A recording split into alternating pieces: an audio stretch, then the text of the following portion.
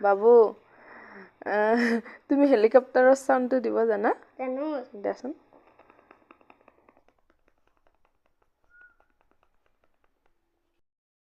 বাবু আমি যে ট্ৰেইনত যাও তাৰ পিছত আমি ষ্টেচনত যাও নহয় ষ্টেচনত গলে কেনেকে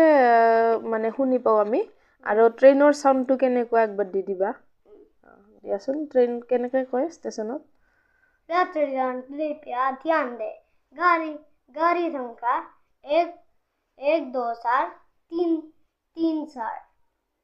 अभी एक प्लेटफॉर्म पर अभी लाल ट्रेन आ रहे हैं